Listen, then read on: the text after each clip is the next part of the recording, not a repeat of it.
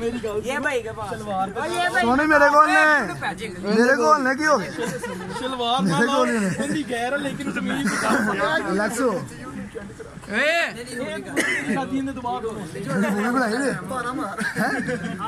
सलवार के हाथ बड़ा पक्का पिया ही पराठा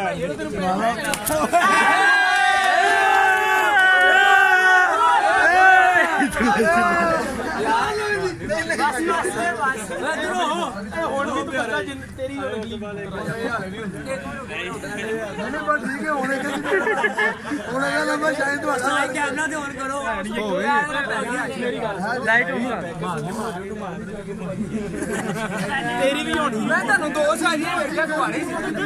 ਮੈਨੂੰ ਚਪੇੜ ਡੱਬਾ ਪਾ ਲਓ ਇਹ ਗੱਲ ਸੁਣ ਮੇਰੀ ਗੱਲ ਸੁਣ ਇੱਧਰ ਬਣਾ ਦਿਓ ਹਲੋ ਇੱਧਰ ਆ ਬੈਠ ਉਹ ਦੇਤੇ ਨੇ ਵਾਪਸ ਸੋਸ਼ਲ ਯਾਰ ਉਹਨੂੰ ਫੜਾਇਆ ਤਾਂ ਲੈ ਜਾ ਯਾਰ ਉਹਨੂੰ ਭਰਾਏ ਯਾਰ ਮੈਂ ਨਾ ਯਾਰ ਠੀਕ ਹੈ ਜਾਓ ਯਾਰ ਜਾਓ ਫੜਾ ਦਿੰਨੇ ਆ ਜਾਓ ਜਿਹੜੀ ਚੀਜ਼ ਉਹਨਾਂ ਦੀ ਮੰਨਤ ਹੈਗੀ ਉਹ ਦੇ ਦੇਵੇ ਸਾਡੇ ਕੋਲ ਸਾਡੀ ਮੰਗ ਠੀਕ ਹੈ ਤੇ